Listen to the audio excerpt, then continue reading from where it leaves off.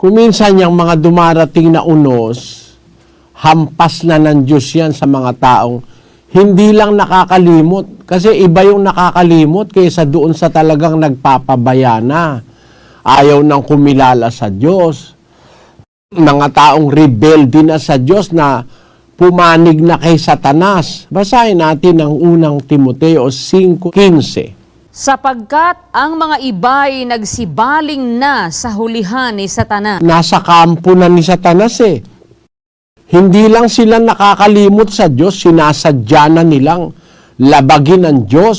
Bakit? Meron kasing mga tao talagang tumalikod na sa Diyos. Ayaw na ng Diyos sa buhay, kagaya ng mga drug addicts.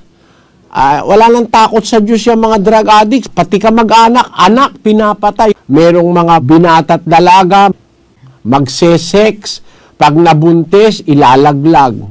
Minsan, 3 buwan na yung bata, 4 na buwan. Dinadala sa doktor, hinihila ng forceps.